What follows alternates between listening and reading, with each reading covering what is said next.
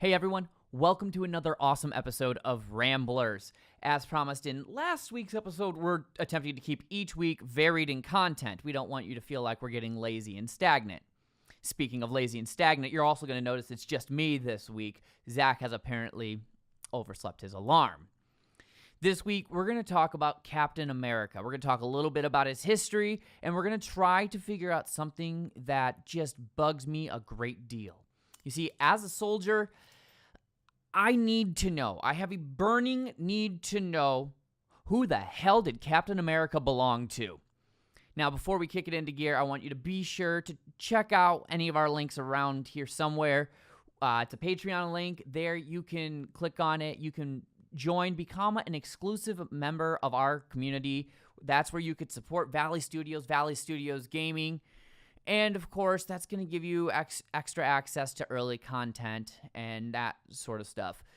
You becoming a member of that community allows us to create brand new and better content. So, let's get rolling.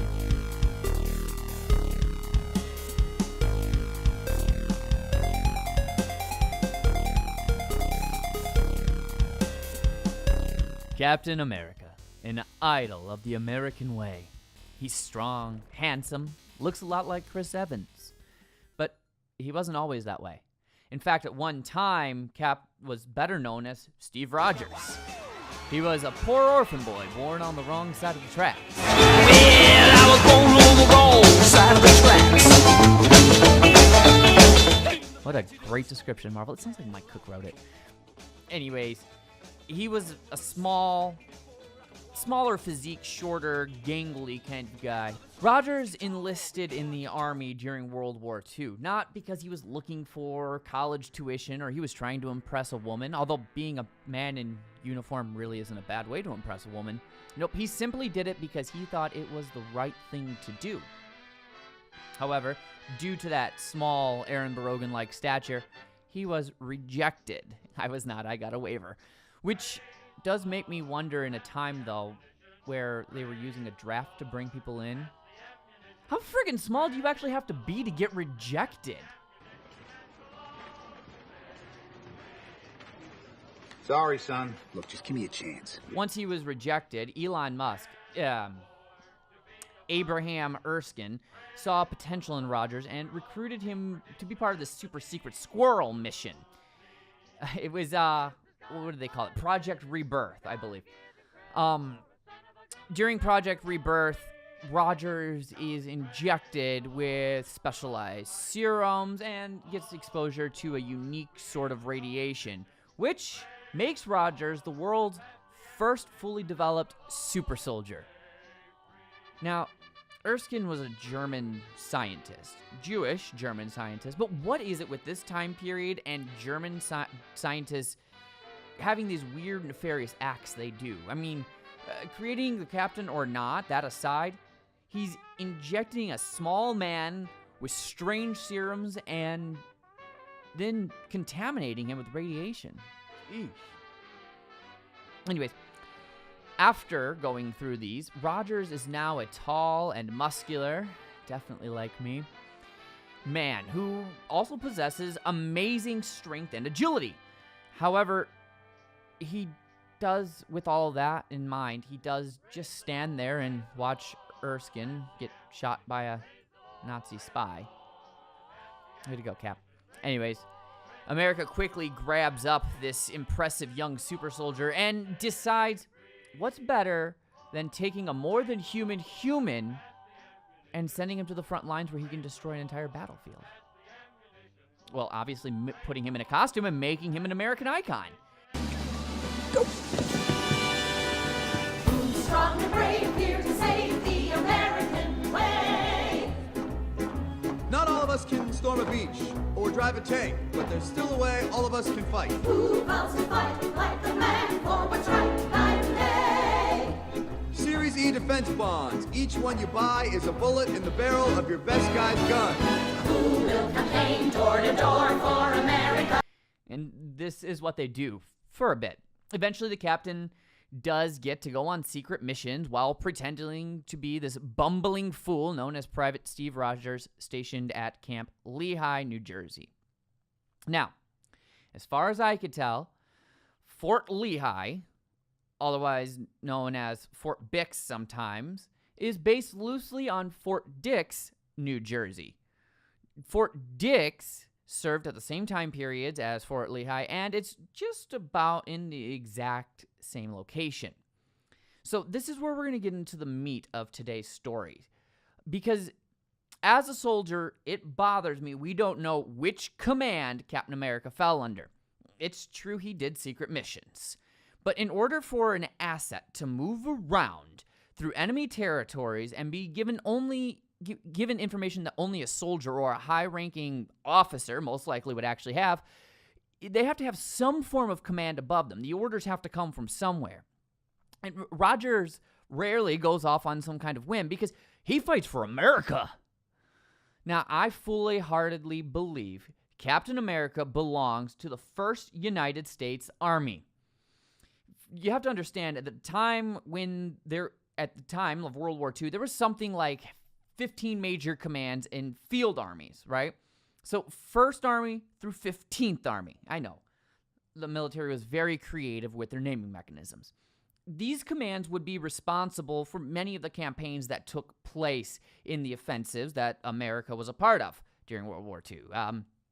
And many of these field armies were actually stood up during World War II for these offensives and then decommissioned shortly after the war concluded. 1st Army, however, was created in World War I, actually in the fields of France, and they were created to turn the tides of that First World War. After successfully doing that, they started training the Reserve and National Guard units for deployment. During World War II, they were then reactivated as a field army to help lead the charge of battles, and in fact, they did much of the training and preparing for the European theater push. Now, let's return to Fort Dix. I know that was a historical little detour. Let's go back real quick to Fort Dix, okay? Fort Dix during World War II would have been training soldiers. Are you following where I'm going with this? Now, it's true that during this time, Fort Dix, being in New Jersey, 1st Army was actually headquartered at Governor's Island in New York. But all things considered, that's a hop, skip, and jump. And consider now that 1st Army is headquartered in Illinois, yet it trains National Guard and Reserve soldiers across the nation and in 2 different U.S. territories. It really doesn't seem like that far of a stretch that in 1944, they trained soldiers basically just down the street. I know, I'm rambling. But it all ties together soon, I promise. So let's return to old Steve Rogers. Now, the Cap doesn't like missing out on a good fight, right? I mean, what good is a comic book if our hero's just sitting in the background? One of the most iconic battles during the World War II era is that of the invasion of Normandy, D-Day. So, did Captain America fight in D-Day? For that answer, we're going to jump over to Wolverine. What? Aaron, this is getting super convoluted. I know. But all good conspiracy theories get super convoluted so we could throw you off our scent, and eventually you just start agreeing, yeah, that sounds right. Now, there are actually some back issues about Wolverine that in fact show him fighting alongside Captain America and Bucky. So, how does that prove Rogers and Bucky belong to 1st Army since Wolverine's Canadian? I'm glad you asked that question. You see, Operation Overlord was a joint allies movement. The United States Army side of the house was under the command of General Omar Bradley. Omar Bradley was the commander of none other than 1st Army. This means that, in fact, 1st Army oversaw the entire U.S. Army push during D-Day. And I mean, and I'm going to say this again, I repeat, all U.S. soldiers who were pushed onto those dreadful beaches were members of 1st Army. So therefore, Rogers and Bucky actually both served under 1st Army. Now, you might be going, whoa, this is a lot of history and stuff going on. So I want to, instead of telling you something, I want to show you something. So hold on to your hats, kids. Let's take a look at Captain America, right? In circa 1945. Sure, why not? Look at the logo on his forehead. Now, look at this. This is 1st Army's current logo. Do you see the similarity? I know you're wondering, Aaron, how do you know it's 1st Army's logo? I made that. And now you're going, oh, I see what you did there. You're forcing Captain America to have been part of First Army by recreating the logo. Well, no. I drew inspiration, it's true, but not from Captain America. Let's look at this. This is the First Army patch circa World War II. Now, let's compare this again to Captain America. Similar shape, similar font. Now, if you keep in mind, Captain America was actually created in 1941 by Timely Comics, the predecessor to Marvel Comics, or a predecessor, rather. He's always worn that same A on his forehead. To me, that is the First Army A. And again, First Army wore this patch back in World War I. Now, while Marvel has not officially said who Captain America belongs to, I say all evidence points to the fact that he in fact fell under First Army. So, come on, Marvel. Put my theory to the test. See if it checks out. And if it does, please let me know, because I really, really, really hate not having all the information. I don't like not knowing things. As for all of you who are watching, I challenge you to test my theory as well. Let me know of your theories in the comments. Did I miss something? Are there characters that have seemingly small gaps in their backstories that bother you? I cannot be the only crazy one out there with this thirst of knowledge. Also, while you're here, be sure to hit that like, subscribe buttons, as well as the little bell so that you're notified every single time we have a new episode come out. Be sure to follow us on Facebook, and don't forget you could take Ramblers on the road with you through iTunes and Anchor. Also, don't forget you can join our exclusive community on Patreon, where for $1 a month, you can get early access to all of our content, and for $20 a month, you get access to a special, never-released episode of Ramblers. And as we start getting ready to start our merchandising for Ramblers and Valley Studios Gaming, at the $20 a month, you get first go at all of that. Don't forget, we stream every single Tuesday and Friday, and we will soon be launching a podcast on Monday nights. We are filling up your calendar fast. I hope you enjoy it. Also, don't forget that we have a lot of other stuff going on. We have On the Radar with Ray. That should be launching fairly soon.